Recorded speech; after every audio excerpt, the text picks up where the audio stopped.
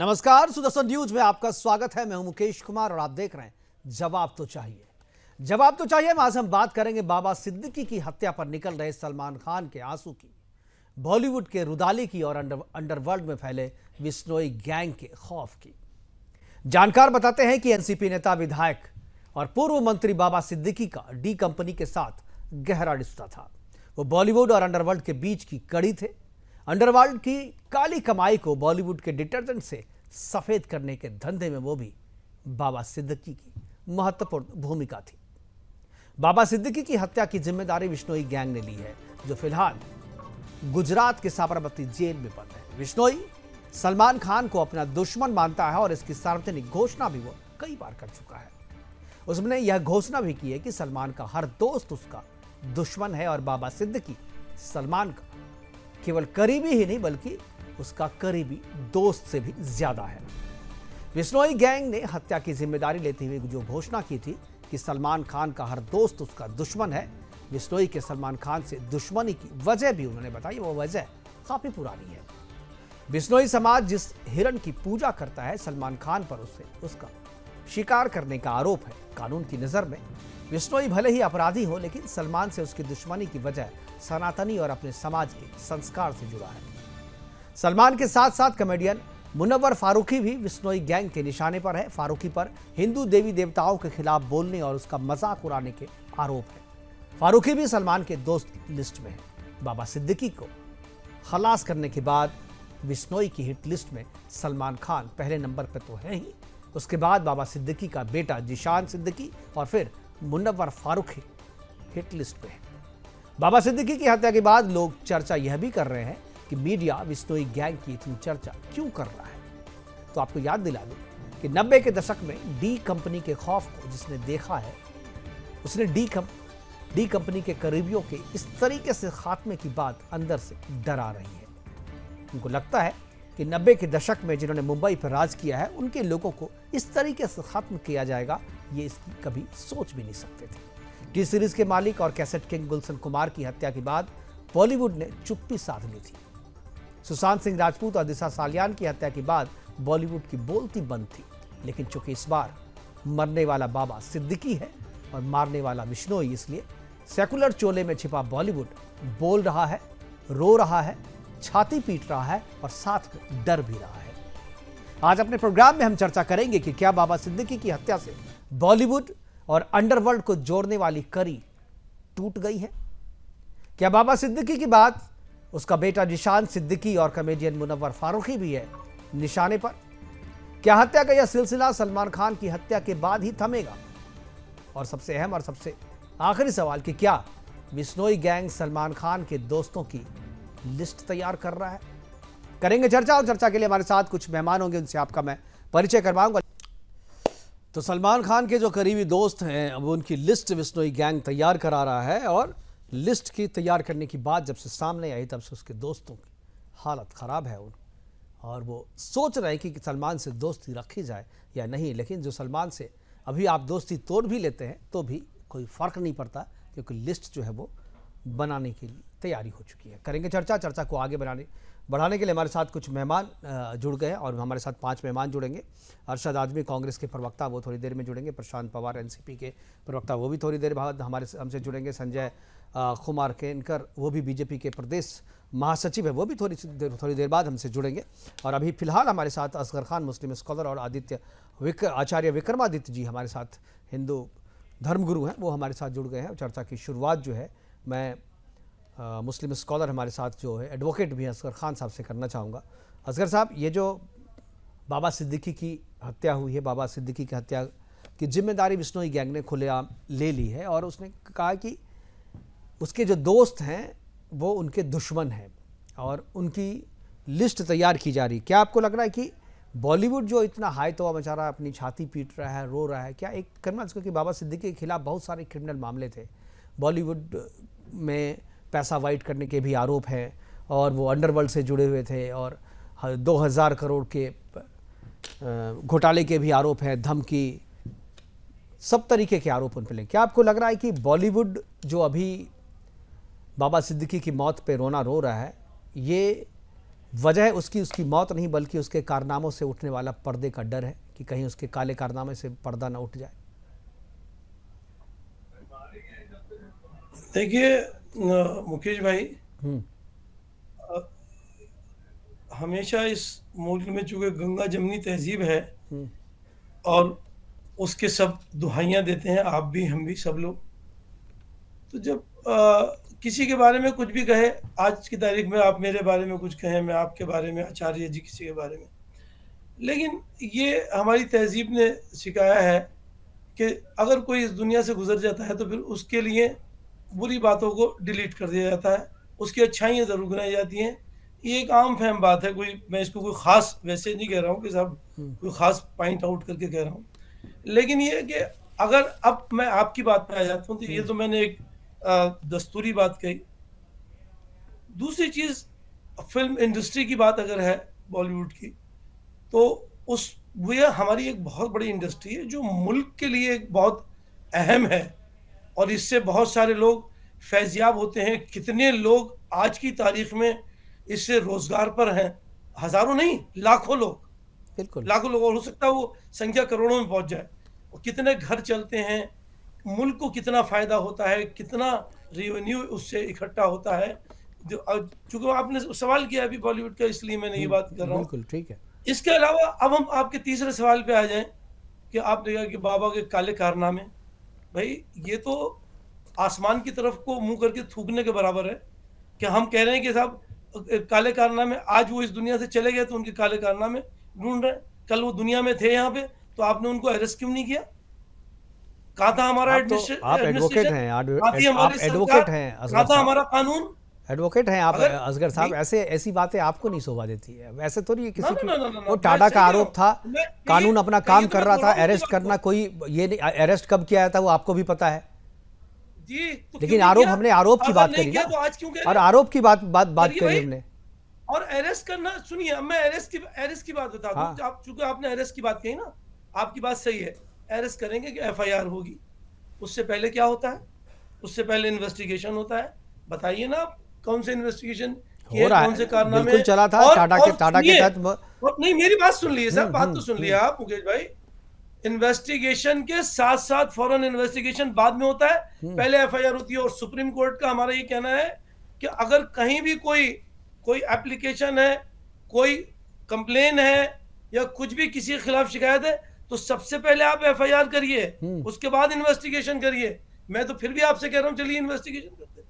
Supreme court का, जो हमारे हमारे मुल्क का सबसे बड़ा कोर्ट है, जो काबिल एहतराम है और जिसकी बात सारे कोर्ट की हम बात मसला मानेंगे, मसला लेकिन असगर साहब सुप्रीम यहाँ पे कोर्ट ये नहीं है कि सबसे उनके ऊपर है। खिलाफ आरोप क्या थे, वो आरोपी थे या नहीं थे, वो मसला नहीं। मसला है कि आरोप तो बाबा आरोप है सिद्दीकी साहब, एलिगेशन है। मैं बाबा आपके लिए कुछ जो कह दूं, आरोप आप है मेरे वो लिए कुछ आरोप है, कह वो दें। पब्लिक डोमेन में है। जो हम कहें नहीं कहें इससे कोई हट नहीं है, आरोपों पर कोई फर्क नहीं पड़ जाता। पब्लिक डोमेन मेरा तो आरोप बना है कि लिया गया है, बॉलीवुड इस मुल्क का माहौल जिस ऐसा तरीके बनाया से जा रहा है, जिस इस तरीके से मुल्क छाती के पीट रहा है माहौल बॉलीवुड, को सिर्फ मैं ये कह रहा हूं कि आप, बुराई की तरफ ले भाई जाने आप की ये कोशिश कर बताइए, रहे हैं। गुलशन कुमार की हत्या पे कोई बॉलीवुड छाती नहीं पीट रहा था, क्योंकि मारने वाला डी कंपनी था।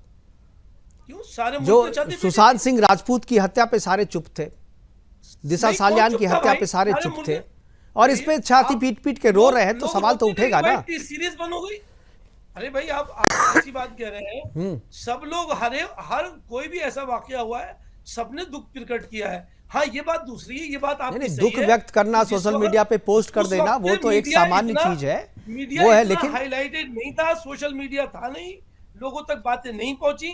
आज हर बात लोगों तक पहुंचती है, ये एक अलग बात है। लेकिन ऐसा नहीं है छाती नहीं पीटी, पूरे बॉलीवुड ने तो छाती पीटी थी, पूरे मुल्क ने उसका अफसोस मनाया था, सारे लोगों मुल्क ने ने मनाया था, उस बात देश को। ने मनाया था, राष्ट्र ने मनाया था, बॉलीवुड ने बहुत सेलेक्टेड बनाया था। और वही सवाल उस अरे समय भी भाई, उठा था, अब और वो इस समय भी सिलेक्टेड तो इसीलिए आज उठ भी रहा है। है।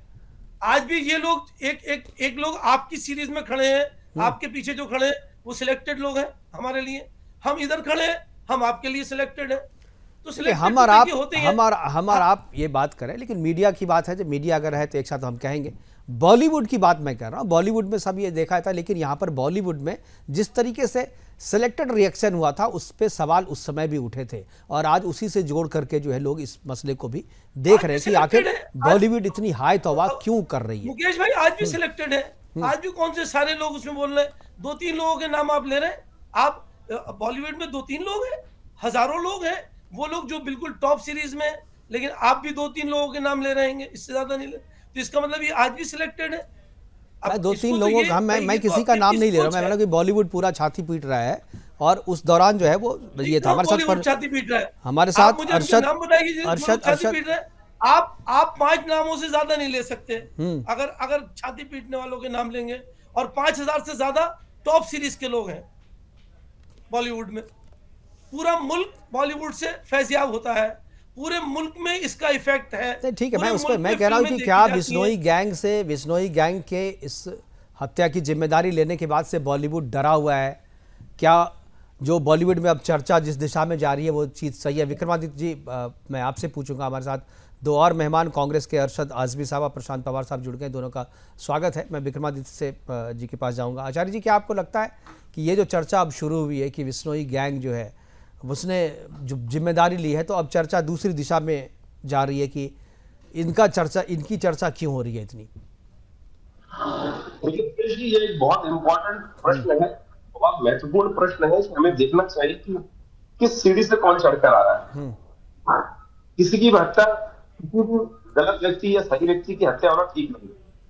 और गैंग्स जिस प्रकार के जो गलत लोग हैं, वो कोई गलत कार्य करके अपने आप को आगे बढ़ाना चाहे, अपने आप को सत्य साबित करना चाहे, वो ठीक है।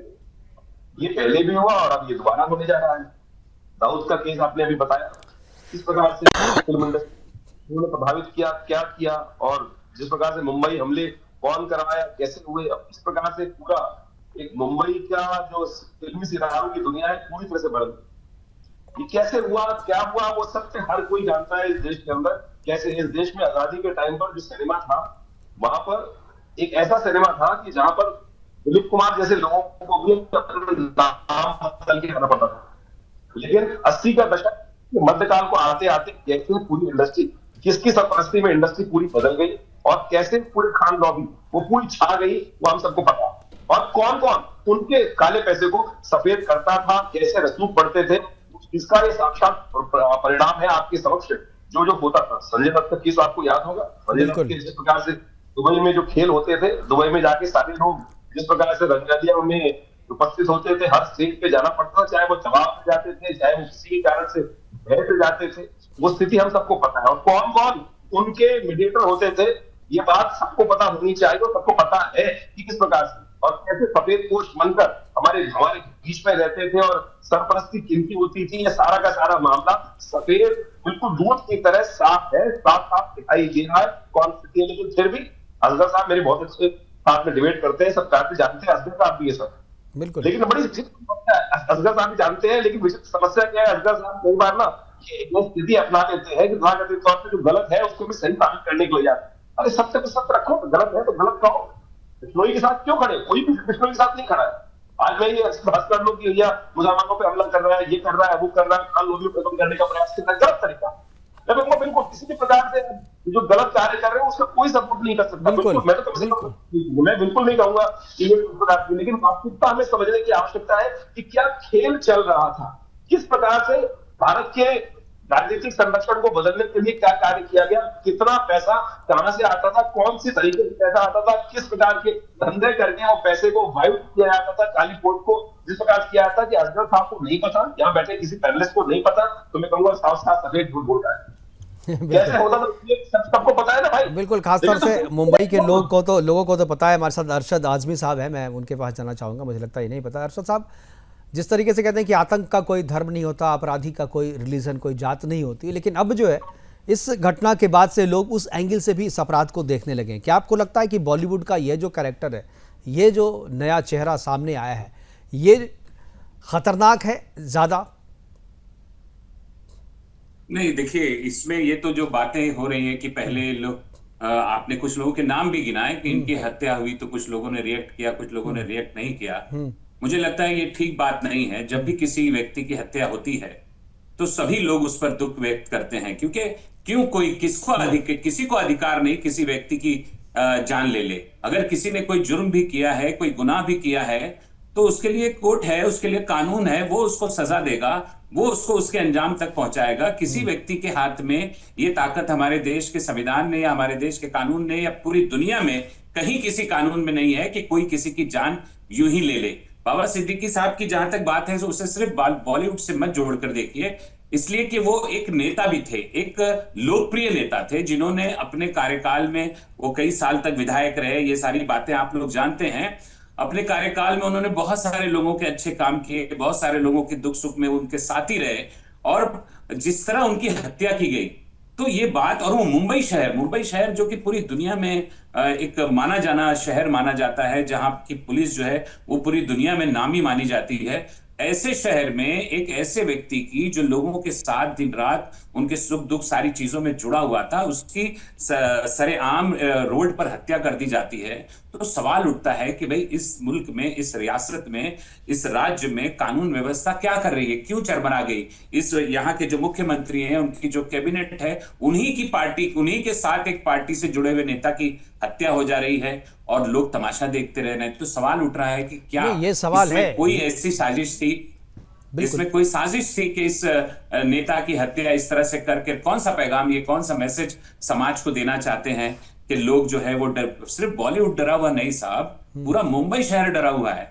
जब एक नेता की, इस तरह के नेता की, जिसे तो ये भी दावा आपने किया बड़ा जा रहा है महत्वपूर्ण कि बात करी वाई सिक्योरिटी का अर्शद उनके भाई, पास इंतजाम था, ऐसे नेता की हत्या पर पूरा शहर जो है वो दहशत में, पूरा शहर खौफ के लेकिन माहौल आपने में एक जी बात कही कि क्या, कौन सा संदेश देना चाहते हैं, मतलब आपको लगता है कि ये ऑर्गेनाइज्ड मर्डर था, जिस तरीके से आप कह रहे हैं कि किसी ने हत्या करवाई? 100% ऑर्गेनाइज्ड मर्डर था ये, मतलब ऑर्गेनाइज्ड बाय पॉलिटिकल पार्टी और गवर्नमेंट,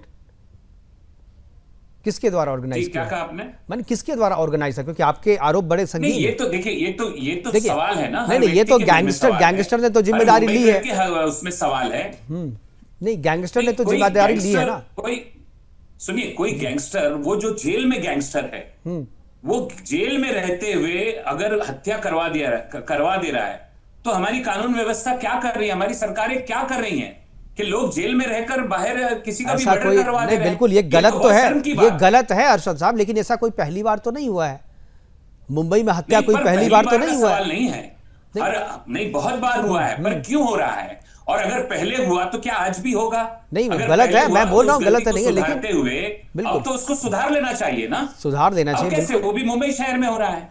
देखिए, अगर आप देखिए जैसे क्या है, एक चीज मैं आपको बता दूं, सरकार, ये महायुति की सरकार बहुत सारे दावे कर रही है, लेकिन आपको जानकर हैरानी नहीं होनी चाहिए, क्योंकि आपके पास भी आंकड़े होंगे।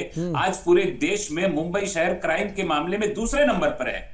एक साल में इस शहर के अंदर 100 150 लोगों की हत्याएं हो जा रही, जिसमें आम आदमी भी है, बिजनेसमैन भी है, पॉलिटिकल्स भी है, और फिल्म स्टार जैसे फिल्म लाइन से भी जुड़े हुए लोग भी हैं। इसी मुंबई शहर में भाजपा का एक एमएलए एक पुलिस स्टेशन में बैठकर कैमरे के सामने गोली चला देता है, एक शिवसेना के कॉर्पोरेटर की फेसबुक लाइव पर हत्या कर दी जाती है।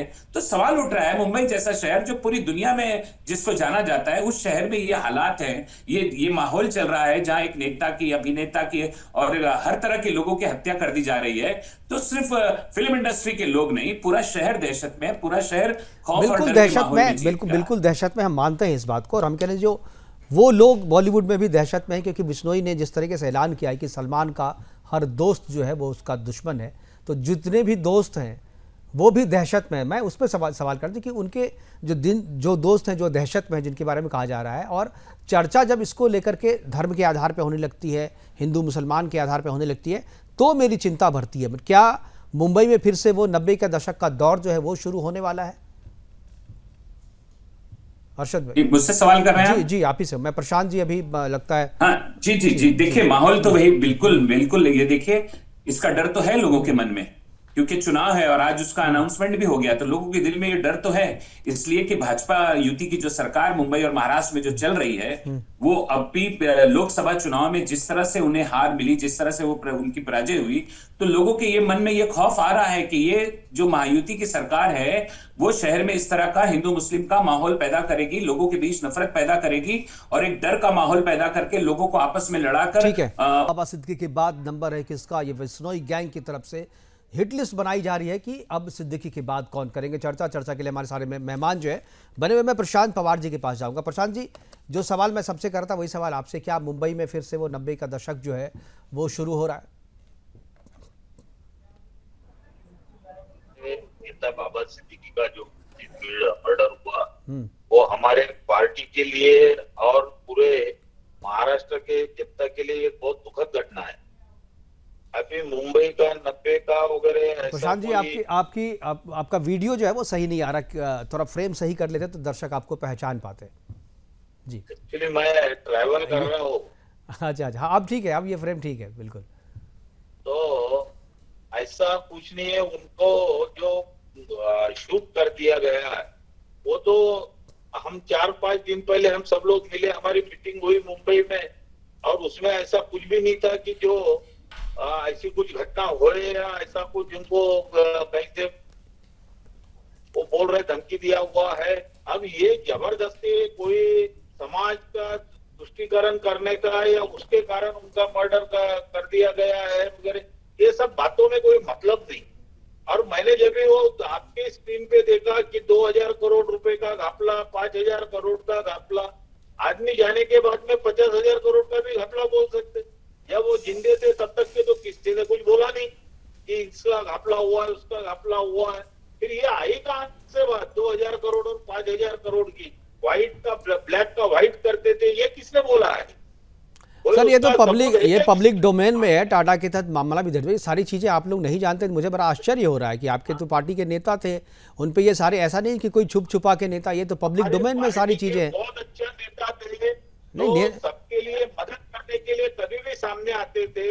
अभी नहीं, अच्छे नेता क्या, अच्छे नेता हम नहीं कह रहे अच्छा हो रहा, लेकिन अच्छा नेता का क्राइटेरिया क्या है आपके लिए? क्या क्राइटेरिया है अच्छा नेता का? तो जनता की सेवा करे, सभी नेता वैसे ही है।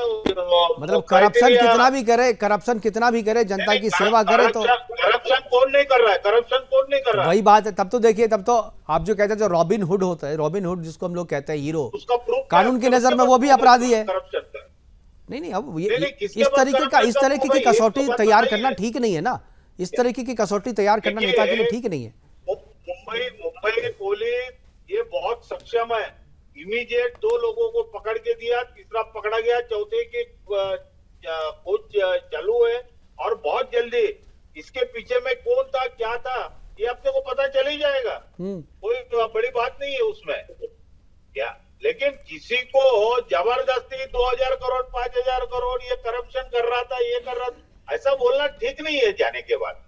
ऐसे जाने के बाद से, किसी के जाने के बाद से उनका केस तो वैसे ही खत्म हो जाता है कानून में, लेकिन केस जब डोमेन में है तो पब्लिक को जानकारी तो होनी चाहिए ना। देखिए उनका केस तो उनके साथ खत्म हो गया। आदमी जाने के बाद में केस खत्म होता है इसलिए आदमी को मार डालो, ऐसा कुछ है क्या कहीं? नहीं, अब ऐसा थोड़ी होता है। ऐसा कौन कह रहा है जो केस खत्म करने के लिए कोई किसी को मरो? आप बोल नहीं, रहे हैं। मैसेज कह रहा है, मतलब लोगों को पता तो होना चाहिए कि वह व्यक्ति कौन था, क्योंकि उसके लिए जिस तरीके से छाती पीटी जा रही है बॉलीवुड में। आज उनके अरे छाती पीटी जा रही बोले तो उन्होंने किसी का कुछ ऐसा गलत मर्डर किया या कुछ किया, ऐसा कुछ किया है क्या? वो तो जनता की सेवा करते थे। नहीं ठीक है, मैं उनकी हत्या को जस्टिफाई नहीं कर रहा हूं। मैं कह रहा हूं कि भाई जो मैं ना ही बिश्नोई को जस्टिफाई कर रहा हूं, मैं ये कह रहा हूं कि भाई वो जो आप कह रहे हैं कि इनके पीछे जो है ये आरोप नहीं है, ये आरोप तो पब्लिक डोमेन में, तो आप डिफेंड क्यों कर रहे हैं? क्योंकि उनका जो बेटा है अब उन पे भी तो आरोप है, ऐसा थोड़ी है। वो भी हिट लिस्ट पे। मैं तो कह रहा हूं कि मेरी चर्चा आप दूसरी तरफ ले जा रहे हैं। चर्चा उनकी जो बिश्नोई है, बिश्नोई गैंग के निशाने पे अब उनका बेटा जिशान भी है, मुनव्वर फारूकी भी है, और भी बहुत सारे लोग हैं। मैं तो उससे ये कह रहा हूं, मैं उसकी तरफ चर्चा को ले जाना चाहता हूं। आप लोग उसके करप्शन पे जा रहे हैं कि भाई लिस्ट बन रही। हम नहीं जा रहे करप्शन के, मैंने आपके स्क्रीन पे देखा इसलिए मैं बोल रहा हूँ। नहीं तो वो तो जो सच है वो तो हम दिखाएंगे ना, पब्लिक को हम सब चीज दिखाएंगे। इसीलिए तो आप जो आप दिखाएंगे उसी पे तो मैं चर्चा करूंगा ना। नहीं, मैं तो ये भी दिखा रहा हूं ना कि उनकी हिट लिस्ट में ये दोनों नाम भी हैं, और भी कितने नाम हैं, मैं वो भी दिखा रहा हूं। आप देखिए अभी। नहीं, वो देखो वो कितने नाम है, वो उसके लिए मुंबई पुलिस छानबीन करेंगे, उनको सिक्योरिटी देंगे, वो सब करेगी। चाहे कोई भी किसी को भी अगर धमकी वजह फोन आता है या कुछ आता है तो सरकार की जिम्मेदारी है, वो चाहे कोई भी सरकार हो, वो तो जो उसको सिक्योरिटी देना ये काम है, और वो देगी सिक्योरिटी। नहीं चलिए, एक जो बिश्नोई गैंग के बारे में एक चीज़ कही थी, मैं एक बार आचार्य जी के पास आऊँगा। बिश्नोई गैंग के बारे में कह रहे हैं लोग, जो चर्चा करें सोशल मीडिया पे भी चर्चा हो रही है कि हम लोग बिश्नोई गैंग को हीरो बना रहे हैं। हीरो कोई नहीं बना रहा, सब उसे मान रहा है कि अपराधी है और जिसने किया वो गलत किया है। लेकिन एक जो चीज़ है कि समाज और सिनेमा जो है वो समाज का आईना होती है। कहते हैं कि सिनेमा और साहित्य जो है वो समाज का आईना होती है। समाज में जो होता है वही चीज़ सिनेमा में दिखाया जाता है।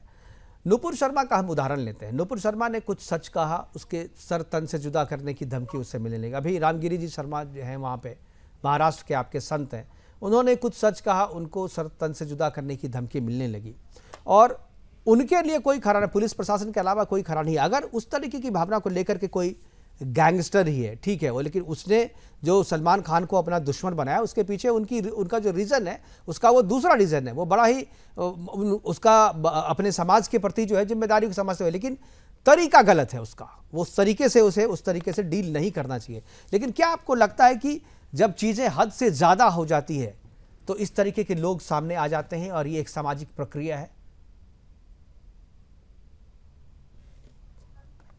आवाज आप अनम्यूट करें अपने आप को विक्रमादित्य जी। नहीं, मेरी आवाज जी अब आ रही है जी, आ रही है। ये एक बात समझे कि कोई आजादी की लड़ाई नहीं लड़ रहे हैं। ये आजादी की लड़ाई नहीं है, रेवोल्यूशन नहीं है।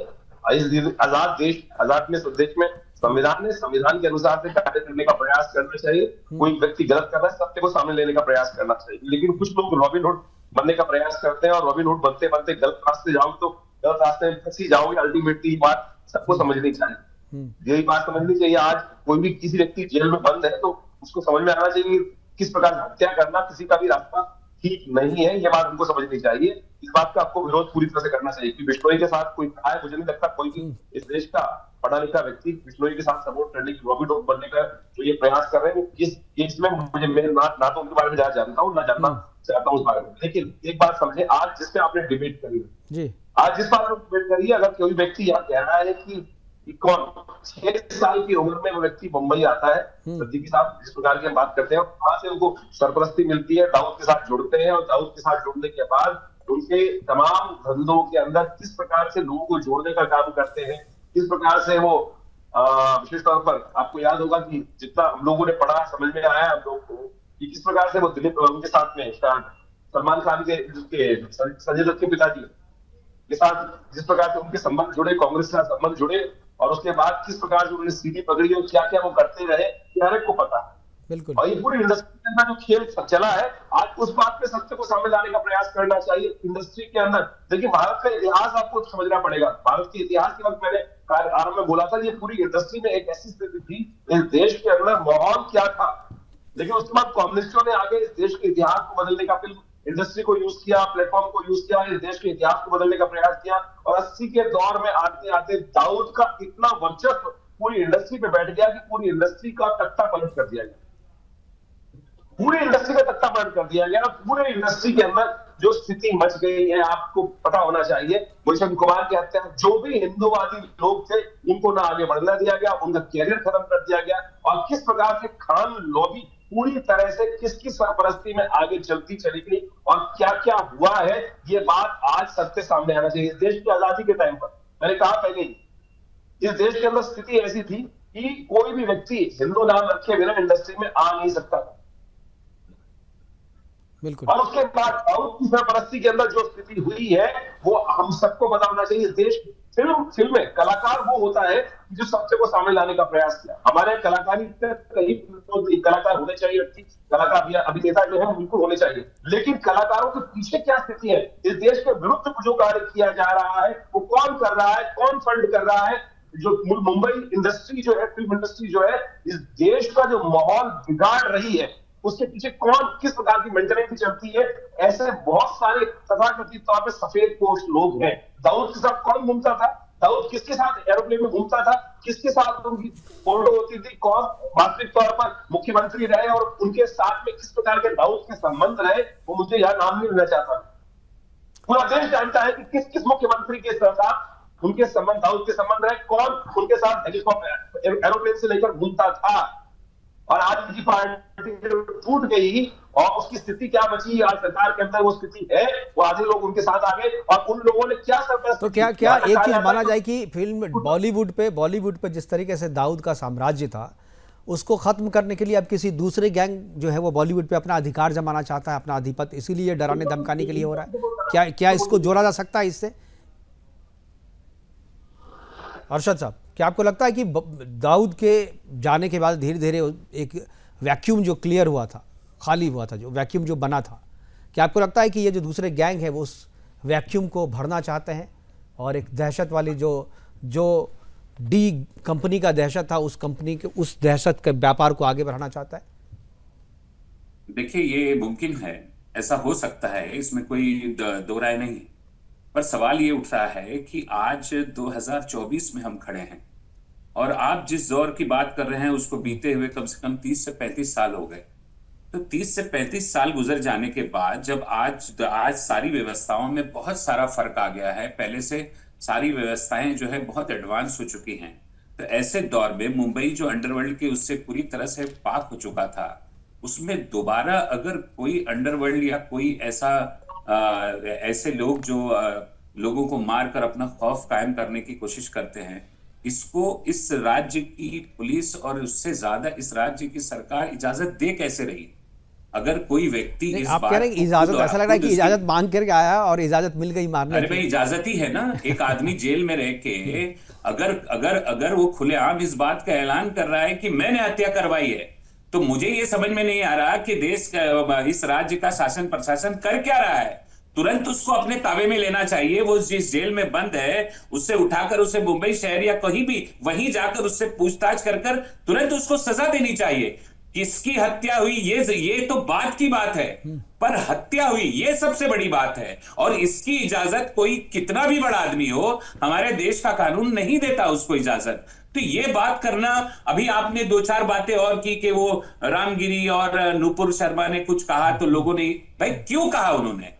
कौन देता है उनको इजाजत? क्या किसी के नाम पर, किसी के धर्म पर, किसी की जात पर टिप्पणी करने का अधिकार हमारा संविधान इस देश में देता है? नहीं देता है। तो फिर आप क्यों करेंगे? तो फिर आप फारूक, तो आप मुनव्वर फारूकी की कानून सुन लीजिए। अरे अगर कानून कार्रवाई नहीं कर रहा है तो इसका मतलब है कि उसके पीछे कोई बात है। जहां रहा सवाल, नहीं ठीक है, तो ये एक तरफा नहीं होना चाहिए ना, तो करना चाहते होंगे। ठीक है, तो सरकारें क्या कर रही है? विक्रमादित्य जी आपका जवाब देना चाह रहे हैं। विक्रमादित्य जी तो कहना जिस प्रकार से मुनव्वर यहाँ पर एक मुनव्वर को वो जो है कॉमेडियन जिसके नाम कॉमेडियन जो है वो किस प्रकार से मजाक करता रहता है भगवान के संबंध में। और मुझे बताइए ना, एक के बाद एक लगातार बयान आ रहे हैं। एक अभी सुरफिर ओवैसी के छोटे ओवैसी साहब है, वो किस प्रकार के बयान दे रहे हैं। और तथाकथित तौर पर जितने भी मौलाना लोग हैं, जितने भी लोग हैं, किस प्रकार से हिंदुओं का उपहास करते रहते हैं, ये सामने प्रत्यक्ष है ना, लगातार आ रहा है। सोनिया गांधी ने तो एफिडेविट तक दे दिया था ना, कांग्रेस के प्रवक्ता साहब बैठे थे अभी, नाम का औचित्य नहीं है। कभी नबी के ऊपर ऐसा औचित्य एक एफिडेविट दे देते जरा। एडम्स ब्रिज के ऊपर जो कहा जाता है कि नबी साहब यहाँ से जब गए थे, उनके ऊपर ऐसा एफिडेविट देने की हिम्मत कर देती, कभी नहीं कर पाते ना भाई साहब। ये हिंदुओं की उपेक्षा लगातार जो की जा रही है, उसी का नतीजा है कि जिस प्रकार के लोग यहाँ पर राजनीति चल रही है, हमको साफ साफ समझ में आ रहा है किस प्रकार की राजनीति चल रही है। हिंदू तो हिंदुओं के साथ नहीं खड़ा होता, हिंदुओं की विडंबना तो ये वास्तविक तौर पर है, सनातनी के साथ नहीं खड़ा होता। लेकिन आज इस पैनल में बैठे हुए जितने भी यहाँ पर है लोग हैं, मुझे समझ में नहीं आती, इनको सत्य सामने नहीं आ रहा। अरे असत्य का जो सत्य उसका साथ तो दो, असली साथ कम से कम सत्य का साथ तो दो। यहाँ पर समझो क्यों खड़े हो जाते हो जाके आतंकवादियों के साथ, जिहादियों के साथ, इस देश के दुश्मनों के साथ क्यों खड़े हो जाते हो? इस देश की जन्मस्थली देश की धरा से उत्पन्न हुए हो आप, इस बात को समझना चाहिए ना। इस देश के साथ तो खड़े हो भाई। यहाँ बैठे हुए जो राजनेता लोग हैं, मुझे समझ में नहीं आते क्यों ओसामा के साथ खड़े जाते हैं साहब जाके। इस देश के ऐसे नेता रहे, इस देश के ऐसे नेता रहे कि जो औरंगजेब को इस देश के लिए साथ में खड़े जाते हैं। असगर साहब, अरे असगर साहब पैर उठा लिए, ये सबसे टीपू सुल्तान के साथ खड़े हो जाएंगे, बाबा के साथ खड़े हो जाएंगे जाकर। बड़ा अरे भाई आतंकवादी है, हमास के साथ जाके खड़े हो जाते हैं, हिजबुल्लाह के साथ जाके खड़े हो जाते हैं। मुझे साफ दिखाई दे रहा है ना क्या करेंगे जाके। अरे जो आतंकवादी कहो ना भाई, क्यों नहीं कह रहे आतंकवादी को? जय हिंदुस्तान, जय भारत, वंदे मातरम कहने में दिक्कत है, और तथाकथित तौर पर जो भी हिंदुस्तान को काटने का काम कर रहा है उनके साथ खड़े हैं जाके। मैं यहाँ पे सनातनी बैठा हूँ, मैंने निकाह बिस्टोरी, यहाँ मैं मुकेश खड़े हैं, उन्होंने निकाह बिस्टोरी, ठीक है, बिल्कुल बहुत गलत है। मैं कह रहा हूँ आतंकवादी गलत है, आप भी आतंकवादी है। ओसामा बिन लादेन गलत था, आतंकवादी था। इस देश के अंदर जॉफर गुरु था, गलत था। इस देश के अंदर जितने आतंकवादी पकड़े जाते हैं वो गलत काम करते हैं, इसलिए पकड़े जाते हैं। बोलिए साहब में नहीं बोलेंगे ना, कौन खड़ा होता है उनके साथ? अपना देश मानो। आज ये बड़े अफसोस की बात है जी कि धर्म गुरु भी एक क्रिमिनल की हिमायत कर रहे हैं। बहुत अच्छी बात है। कब क्रिमिनल की हिमायत करी इन्होंने? अभी कर रहे हैं, किसकी हिमायत कर रहे हैं भाई? किसके बारे में बोल रहे हैं? एक मर्डर को सही बताने की कोशिश कर रहे हैं, जो एलिगेशन एक मरे हुए आदमी पे हाथ छूने लगाए हैं उनको सही साबित करने की कोशिश कर रहे हैं। बार बार आप भी उनके साथ नहीं चल रहे, जबकि उनकी ब्लैक मनी की तमाम चीजों की जो ये बात की जा रही है, कोई एविडेंस मौजूद नहीं, और अगर है तो आपने उसको इस्तेमाल क्यों नहीं किया? अगर एविडेंस है आपके पास तो फिर आप किससे डर रहे थे? या कौन ऐसा आदमी है जो रिश्वत लेके खामोश था? कि कौन ऐसा? क्यों नहीं हुई एफआईआर? क्यों नहीं किया गया अरेस्ट? वो सारी चीजें 1993 के बम विस्फोटों में किस सीएम को पता था मैंने कि बम विस्फोट होने वाले हैं? मैंने तो यहाँ तक बता के बोल दिया। आप ये मत बोलो, आप ये मत बोलो, वो पता आपको क्या? दाऊद इब्राहिम कौन सा सीएम था? बोलिए सामने बोलिए, किसी कांग्रेस सरकार की कांग्रेस का सीएम था उस वक्त? कौन घुमाता है दाऊद इब्राहिम के साथ? बोलिए सामने। और चंद लोगों के नाम सिलेक्टिव तो आपको देश के बहुत सारे नेताओं को पता था कि 1993 में जो बम विस्फोट हुए होने वाले हैं। कौन यूनिवर्सिटी दे रहा था उनको? क्रिमिनल की हिमायत की जा रही है यहाँ बैठकर। यही कॉमन के लोग हैं। ठीक है सर, बहस जिस तरीके की चल रही है, ये अगर हम करते रहे तो काफी लंबा ये जाएगा, लेकिन हमारे पास समय की बाध्यता है।